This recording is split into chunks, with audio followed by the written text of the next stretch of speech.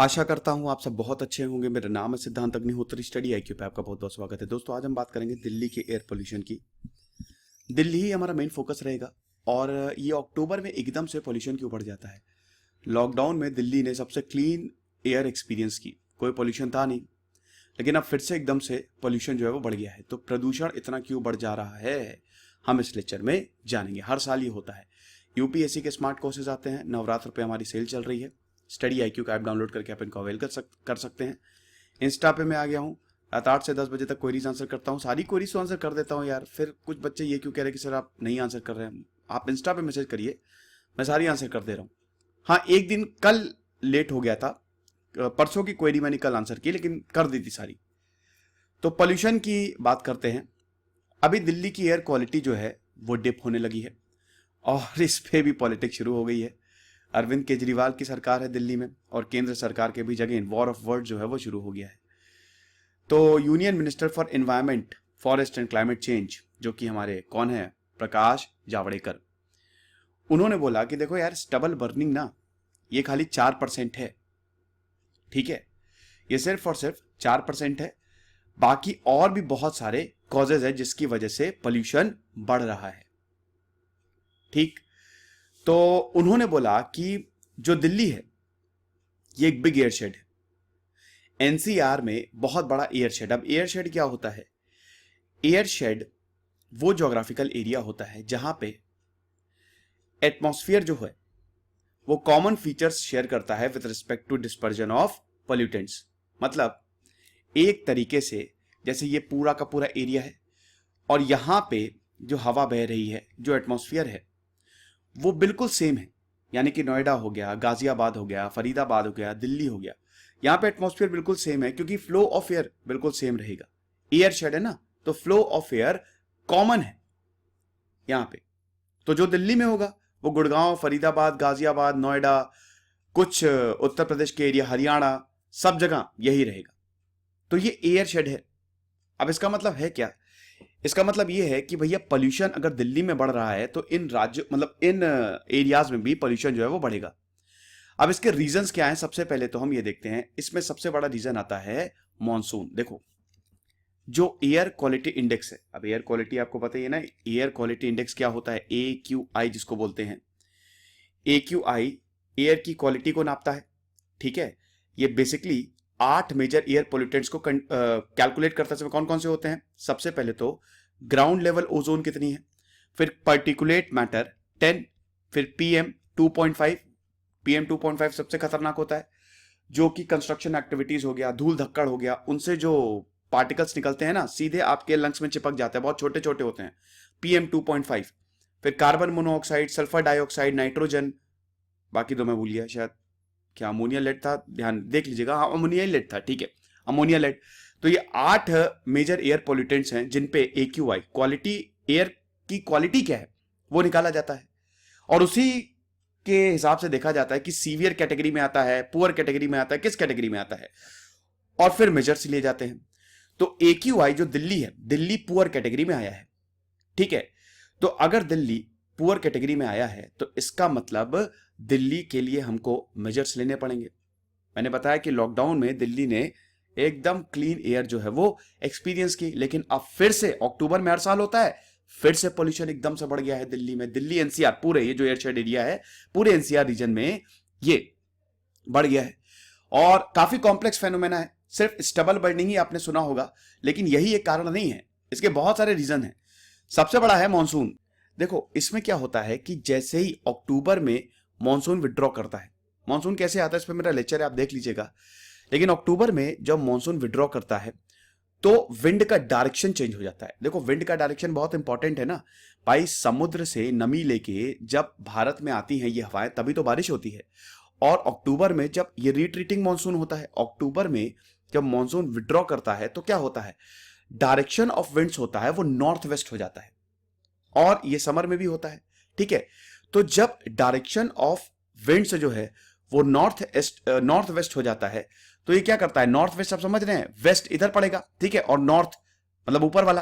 तो ये पाकिस्तान, अफगानिस्तान से धूल लेके आता है। तो जब पाकिस्तान अफगानिस्तान से धूल लेके आएगा, डस्ट लेके आएगा, तो पाकिस्तान राजस्थान से भी लेके आएगा ये, ठीक है। पाकिस्तान की जो बाउंड्री है वो राजस्थान से शेयर करता है पाकिस्तान। तो होता क्या है कि जब इन एरियाज से डस्ट स्टॉर्म आते हैं, डस्ट लेके, स्टॉर्म तो नहीं, डस्ट आता है, धूल आता है, तो दिल्ली एनसीआर रीजन में पोल्यूशन बढ़ता है। जैसे अभी इराक और सऊदी अरब में 2017 में एक स्टॉर्म आया था जिसका फर्क दिल्ली पे भी पड़ा था। दिल्ली की एयर क्वालिटी उस समय डिप हुई थी कुछ दिनों के लिए। तो ये वाला फैक्टर भी बहुत इंपॉर्टेंट है कि विंड का जो रिवर्सल होता है, ठीक है, इधर नॉर्थ वेस्ट से जो हवाएं आती हैं अपने साथ डस्ट लेके आती हैं, वो भी दिल्ली एनसीआर में पोल्यूशन, प्रदूषण फैलाती हैं। धूल भरी आंधी आती है ना तो मूड खराब हो जाता है। अगर आप जा रहे हैं, फ्री फंड का पाउडर है वो, इतनी गुस्सा आती है, बालों में धूल चली जाती है, बहुत गुस्सा आती है। साथ ही साथ वो बहुत खतरनाक भी तो है ना, नाक मुंह के थ्रू वो आपके अंदर भी जाएंगी और यही PM 2.5 चिपक जाते हैं फेफड़ों में, खतरनाक होते हैं। अब विंड डायरेक्शन के अलावा टेम्परेचर्स का जो डिप है ये भी बहुत इंपॉर्टेंट रोल जो है वो प्ले करता है। टेम्परेचर डिप का मतलब क्या होता है? देखो, एक होती है आपकी इन्वर्जन हाइट। जैसे टेम्परेचर कम होगा, आपकी इन्वर्जन हाइट जो होती है ना, इन्वर्जन हाइट समझते हो आप? इन्वर्जन हाइट अगर नीचे जाएगी, ठीक है, मतलब कम होगी अगर इन्वर्जन हाइट, तो भी खतरनाक होगा। देखो, इन्वर्जन हाइट वो लेयर, वो हाइट होती है, ठीक है, लेयर की वो हाइट होती है जिसके ऊपर पोल्यूटेंट्स डिस्पर्ज नहीं होते। अपर लेयर ऑफ एटमॉस्फेयर, देखो ये पोल्यूटेंट्स अगर अपर लेयर ऑफ एटमॉस्फेयर में जा रहे तो कोई दिक्कत ही नहीं ना। समझ लो कि आपका घर जो है वो आपका घर है ना, और छत जो है वो आपकी अपर लेयर है। तो अगर धूल आपके घर में आ रही है तो आप छत के ऊपर भेज दो, अपर लेयर के ऊपर भेज दो, खत्म हो गया, पोल्यूशन फैलेगा ही नहीं। लेकिन अगर छत की हाइट हम जितनी कम करेंगे, इसको आप इन्वर्जन हाइट मानिए, वो जितनी कम करेंगे तो क्या होगा, वो पोल्यूटेंट्स और ज्यादा फैलेंगे ना, ट्रैप होंगे आपके एटमॉस्फेयर में। तो इसका मतलब क्या है, पोल्यूशन फैलेगा, ठीक है। तो ये भी एक बहुत बड़ा रीजन होता है। उसके बाद दोस्तों फार्म फायर्स। फार्म फायर्स तो देखो, स्टबल बर्निंग जो है, स्टबल बर्निंग, जो रेसिड्यू बच जाता है, पैडी का जो रेसिड्यू होता है, आग लगा दो उसे, उसकी वजह से पूरा पोल्यूशन जो है वो इधर दिल्ली में आता है। हरियाणा में जब भी रेसिड्यू को आग लगाई जाती है जो बच जाता है, इसको स्टबल कहते हैं, स्टबल बर्निंग जिसको कहते हैं, पंजाब, राजस्थान, हरियाणा में, जिसकी वजह से पूरा पोल्यूशन जो है, स्मॉग जो है वो दिल्ली में आ जाता है विंटर्स के दौरान। और ये अक्टूबर में सबसे पीक पे होता है, ठीक है, क्योंकि अक्टूबर में कटाई होती है, नई फसल बोने का टाइम आता है, तो सब जला दो उठा के। हालांकि सरकार ने इस पे काफी कदम उठाए हैं।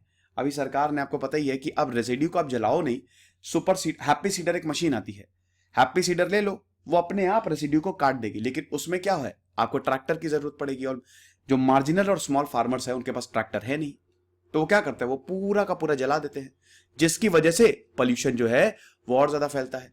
और दोस्तों 11 साल से ये कोशिश की जा रही है कि किसी तरीके से, 2009 से लगातार ये कानून भी लाए गए हैं, लगातार ये कोशिश की जा रही है कि इसको कम किया जाए, लेकिन ये हो नहीं पाया है। होता क्या है ना कि इसमें जो पैडी स्ट्रॉ और स्टॉक्स होते हैं, ठीक है, जो इसमें, वो उसमें काफी ज्यादा सिलिका कंटेंट होता है ना। अब सिलिका कंटेंट है तो आप इसमें लाइफ स्टॉक को तो फीड कर नहीं सकते। जो रेसिड्यू बच जाता है उसको हम अपने मवेशियों को खिला सकते हैं, बिल्कुल, फार्म की बात हो रही है तो जो बच जाए आप खिला दो मवेशियों को, लेकिन इसमें इतना ज्यादा सिलिकॉन, इतनी मिट्टी होती है, तो आप मवेशियों को कैसे खिलाएंगे? तो ये स्टबल बर्निंग भी एक बहुत बड़ा कारण है। पिछले साल ही जो स्टबल बर्निंग के इंसिडेंट हैं वो 40% से ज्यादा बढ़ गए, और अभी भी दोस्तों हाईएस्ट है स्टबल बर्निंग। ये मैंने इसमें लेक्चर भी लिया था, इस समय भी स्टबल बर्निंग बहुत ज्यादा हो रही है, जिसकी वजह से पोल्यूशन बढ़ रहा है। तो स्टबल बर्निंग भी बहुत बड़ा कारण है। स्टबल बर्निंग टॉक्सिक पोल्यूटेंट जो है वो रिलीज करती है, मीथेन हो गया, कार्बन मोनोऑक्साइड हो गया, वोलेटाइल ऑर्गेनिक कंपाउंड्स हो गया, कार्सिनोजेनिक सब्सटेंस हो गया। डस्ट एंड वेहिकुलर पोल्यूशन पे हम आ जाते हैं। डस्ट और वेहिकुलर पोल्यूशन की बात करें तो ये दूसरे सबसे बड़े कंट्रीब्यूटर है। देखो, अभी गाड़ियां चल नहीं रही थी तो गाड़ियां भी पोल्यूशन फैलाती हैं, तो जब गाड़ियां नहीं चलेंगी, तो लॉकडाउन में क्या हुआ था, पोल्यूशन था नहीं, लेकिन अब फिर से गाड़ियां चलने लगी। तो डस्ट और वेहिकुलर पोल्यूशन की वजह से यहाँ पे जो PM10 और PM2.5 है, जो कि सबसे बड़े कंट्रीब्यूटर होते हैं, मैंने बताया ना एयर क्वालिटी इंडेक्स को जब कैलकुलेट करते हैं तो PM10 और PM2.5 हम कंसिडरेशन में लेते हैं। तो ये डस्ट और वेहिकुलर पोल्यूशन और कंस्ट्रक्शन एक्टिविटी से बहुत ज्यादा फैलता है। ऊपर से ड्राई कोल्ड वेदर मतलब क्या है, हवाएं नहीं चलेंगी, बारिश नहीं होगी, तो क्या होगा, डस्ट पार्टिकल जो है ना वो प्रेवलेंट रहेंगे, पूरे रीजन में वो प्रेवलेंट रहेंगे, वो हटेंगे ही नहीं। अब जब नहीं हटेंगे, वहीं पे डस्ट पार्टिकल्स रह रहे हैं, they are suspended in the air, तो होगा क्या, पोल्यूशन फैलेगा ही फैलेगा। तो ये IIT कानपुर की स्टडी है, उसने बताया है कि PM10 में जो डस्ट पोल्यूशन है वो 56% कंट्रीब्यूट करती है, PM2.5 में 38%, वही PM2.5 की बात करें तो वेहिकुलर पोल्यूशन जो कि सेकंड सबसे बड़ा कॉज है वो 20% कंट्रीब्यूट करती है। अब इसको हम कैसे कंट्रोल करें? वेहिकुलर पोल्यूशन को हम आसानी से कंट्रोल कर सकते हैं। कैसे? आप इलेक्ट्रिक व्हीकल्स लेके आओ, इलेक्ट्रिक बसेस लेके आओ, BS6 लेके आओ, भारत स्टेज 6, जिसमें फ्यूल का कंजप्शन मतलब पोल्यूशन जो है गाड़ियां बहुत कम करती हैं, है ना। साथ ही साथ ऑड इवन चलाओ, ये भी इमरजेंसी मेजर जो है वो हो सकता है। बाकी होता क्या है कि जो ट्रक्स है, जो लॉरीज हैं, वो दिल्ली के अंदर से जाते हैं तो बहुत पोल्यूशन होता है। तो आप ऐसा कॉरिडोर बनाओ कि दिल्ली से साइड से, बिल्कुल साइड से होते हुए, दिल्ली के अंदर मत घुसाओ, आप साइड से होते हुए, पिछली बार किया था, अभी भी कर रहे हैं, उनको भेजो, ठीक है। तो ऐसे वेहिकुलर पोल्यूशन को रिड्यूस किया जा सकता है। और क्या क्या कॉज होते हैं? और फायर क्रैकर्स, देखो जो पटाखे होते हैं उसकी वजह से भी पोल्यूशन बहुत ज्यादा फैलता है। हालांकि बैन तो कर दिया है क्रैकर सेल्स पे, लेकिन अभी दिवाली आने वाली है, दशहरा आने वाली है, और ये आपको पता ही है, इसमें भी पोल्यूशन फैलने के बहुत ज्यादा चांसेस जो हैं वो रहते हैं, ठीक है। लार्ज स्केल कंस्ट्रक्शन एक्टिविटीज भी बहुत ज्यादा होती है दिल्ली NCR में। लॉकडाउन में कंस्ट्रक्शन एक्टिविटीज थी नहीं, तो इसकी वजह से PM2.5 फैला नहीं, PM10 नहीं फैला, लेकिन अब जो है फिर से कंस्ट्रक्शन एक्टिविटीज जो है वो बढ़ रही है। फिर landfill sites, dumping of waste, burning of waste, ये भी बहुत बड़ा कारण है। दिल्ली में दिल्ली भारत की कैपिटल है, दिल्ली भारत की कैपिटल है, तो भैया जब कैपिटल है तो यहां पे ये सब भी बहुत बड़ा रीजन है, ये भी एक बहुत बड़ा रीजन है। अब हम क्या कर सकते हैं, मेजर्स क्या ले सकते हैं? देखो सबसे पहले तो अगर वेहिकुलर पोल्यूशन की बात करें तो ये तो आपके सामने लिखा हुआ है, ये मैंने आपको बता दिया, ऑड इवन चलाओ, इलेक्ट्रिक व्हीकल चलाओ, BS6 व्हीकल चलाओ। फिर उसके बाद अभी ग्रेडेड रिस्पॉन्स एक्शन प्लान जो 2016 से चला आ रहा है, और इसमें बहुत सारी चीजें, इसमें कैटेगरीज होती हैं। ग्रैप की बात करें तो स्टडी IQ पे कवर्ड है, और अगर पुअर, अब दिल्ली पुअर कैटेगरी में आ रहा है तो उस हिसाब से हमको मेजर्स लेने हैं, कंस्ट्रक्शन एक्टिविटीज को कम करना है, थर्मल पावर प्लांट्स को बंद करो, ये सब मेजर जो हैं ग्रेडेड रिस्पॉन्स एक्शन प्लान में लिए जाते हैं, बहुत इंपॉर्टेंट है, ठीक है। तो ये सारी चीजें हैं, इन सबको हमको कंट्रोल करना पड़ेगा। ग्रीनरी बढ़ाओ, पेड़ लगाओ, जितना पेड़ लगाएंगे वो बहुत अच्छा होगा हमारे लिए। फिर स्टबल बर्निंग के लिए सरकार को थोड़ा सा और रियायत देनी पड़ेगी, जैसे अभी पंजाब सरकार ने जो स्टबल बर्निंग में जो रेंट होता है, ठीक है, जो हैप्पी सीडर मशीन्स होती है ना स्टबल बर्निंग के लिए, सॉरी स्टबल क्लियरिंग के लिए, स्टबल बर्निंग नहीं कि आप स्टबल, आप रेसिड्यू जलाओ नहीं, आप उसको क्लियर कर दो, वो बेस्ट रहेगा, तो उसके लिए मशीन्स दे रहे हैं, तो उसका जो पैसा लगता है वो सरकार ने माफ कर दिया। लेकिन प्रॉब्लम यही है ना कि इन मशीन्स को जब आप डिप्लॉय करेंगे उसके लिए ट्रैक्टर चाहिए। मार्जिनल और स्मॉल फार्मर्स के पास, ज्यादातर के पास ट्रैक्टर्स है ही नहीं, तो पोल्यूशन इसीलिए अक्टूबर में इतना ज्यादा बढ़ जाता है। तो आई होप ये लेक्चर आप समझ गए होंगे, कोई भी प्रॉब्लम नहीं है। खुश रहिए, पढ़ते रहिए। दिस इज सिद्धांत अग्निहोत्री साइनिंग ऑफ।